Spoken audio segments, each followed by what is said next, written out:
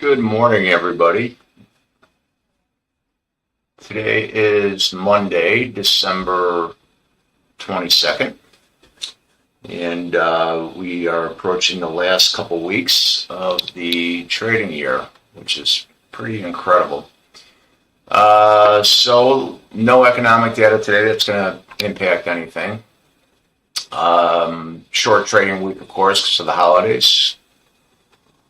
Tomorrow we have GDP quarter over quarter,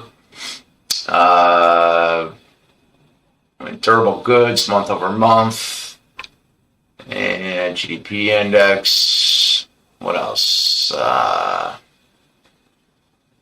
we saw some crude oil in there somewhere. Yeah, that's on Wednesday. Unemployment claims on Wednesday. It's going to be a short trading day on Wednesday, and then Thursday we have Christmas.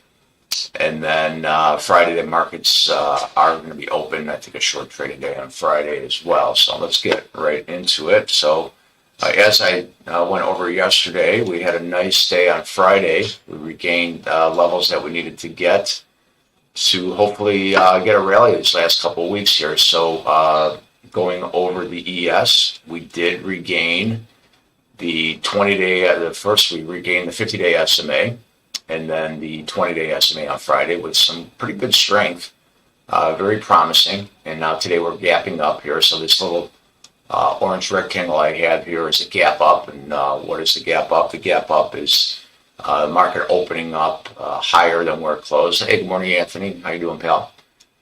So right now, what I'm looking at, very promising.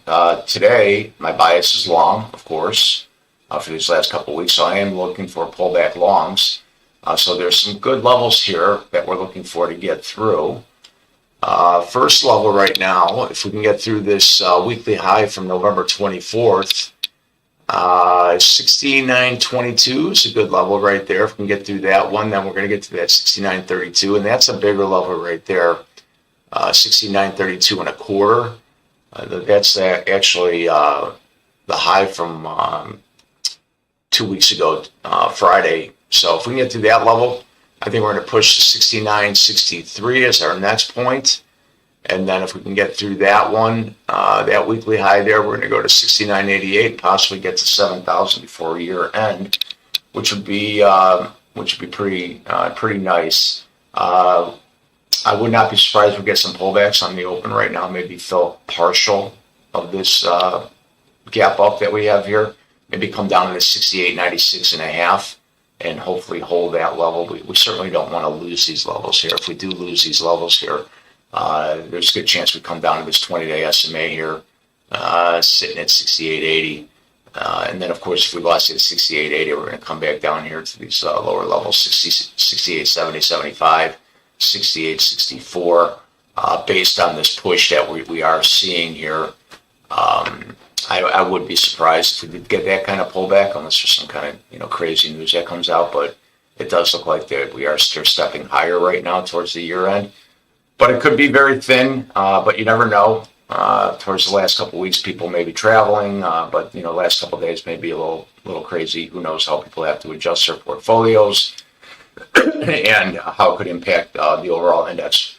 Let's get over to the NASDAQ, which is very promising on the NASDAQ. We needed this to regain these levels for the tech stocks, for the tech sector right now. So Friday we regained the 20, we regained the 50, big levels. And now we are pushing higher, and we are starting to get a little resistance up here at this weekly high setback on November 28th, 25,750.75. That's an important level to get through today. If we can get through that level, then we can push higher to 25,815. And that's a weekly high set October 20th. And then if we can get through that level, then we can push to the FOMC low set on earlier this month, set at 25,881.25, and then if we push above that, I think we get a little resistance up here at 26,034.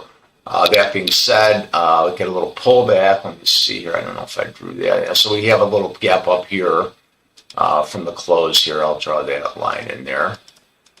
to let us know that we have a gap up. So if the market does pull back and you are trading NASDAQ futures, to be aware of that. Let's do that. Highlight it. Okay.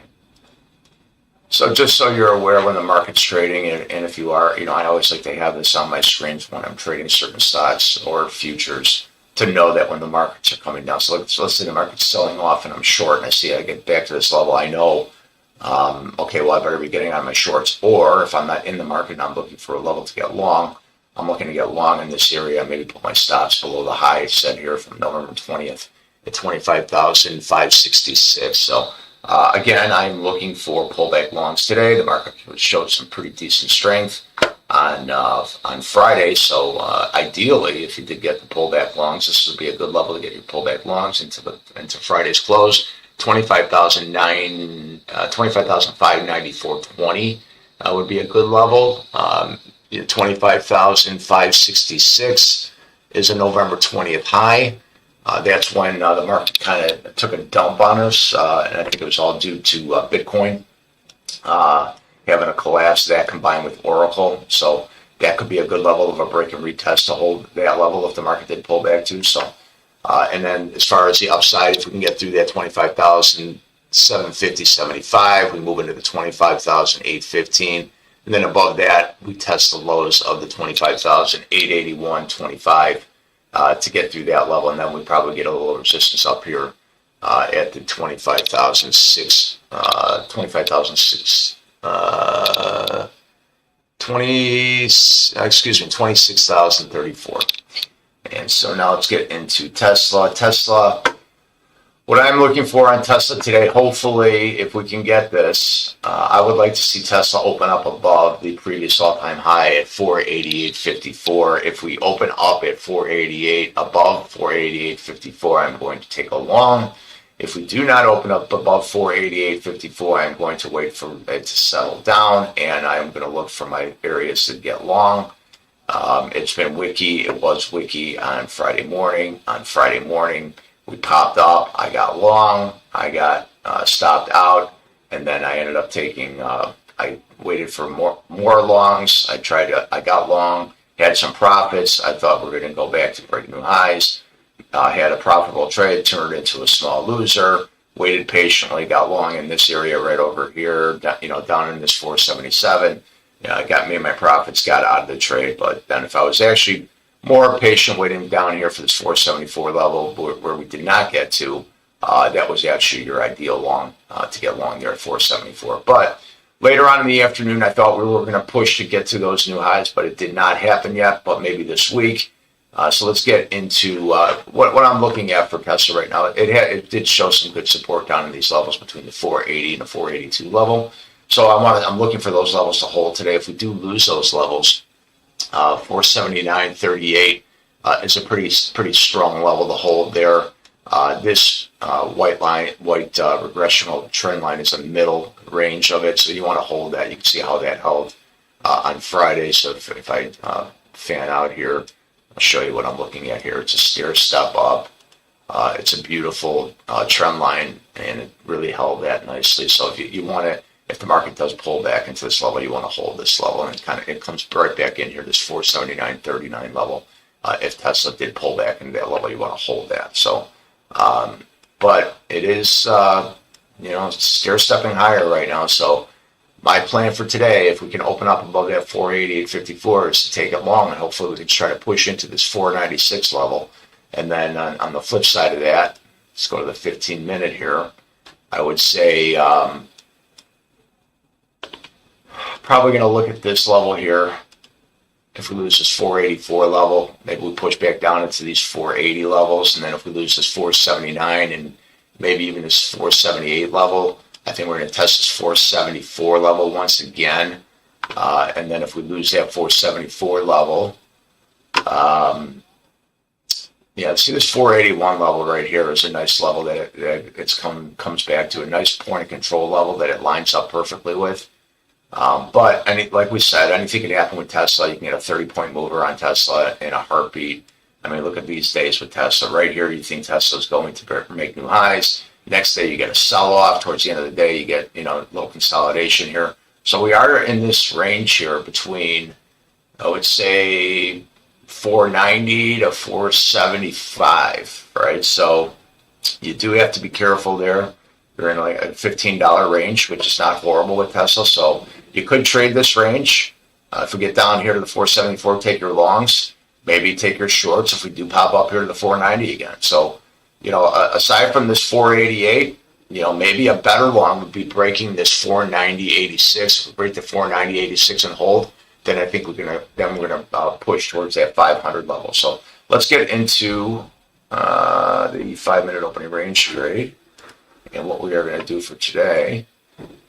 So what we talked about from Friday, I took that long here. I thought we were going to break higher. We lost there. And then if you took your shorts, the range on Friday, 490.49 for the high, 484 for the low. And then if you took your low, you could have gotten about $10 out of it, because I think we got down here at about 474. So that was a $10 move you could have gotten here all day. But structurally, if you look at it for the entire day, it was really a nice, even though these candles were wicky, it was a very nice structured day. So we broke the low, we came back up here, we rejected it. You could have taken another short, came back up to this level here of this 482 level. We rejected it again, and then we went lower here. So it's a nice A, B, you know, an A, B, C pattern here. And then now you're getting your A pattern, your B pattern, your C pattern all the way up. So you have to look at your patterns. There's 5 decent patterns. You know, actually, I keep saying I'm going to make a video on it. I will. There's 5 patterns, 5 candlestick patterns that you should need to know when you're trading to help you identify your trade setups and make your trade book. You know, when I'm trading during the day, I'm not just saying, oh, this is a good level of trade. That's a good level of trade. I have trade setups that I identify and that I know when I'm going to take these certain trades. And we go over that in the trade room, and I talk about when I'm going to take my trade. And the first thing I look at is not where I'm going to take my profit, but where I'm going to put my stop. So that being said, let's look at what I'm going to start with today. So for today, I'm going to start with my weekly expirations, which expire on Friday, even though it's a shortened week. I'm going to have 500 calls up here.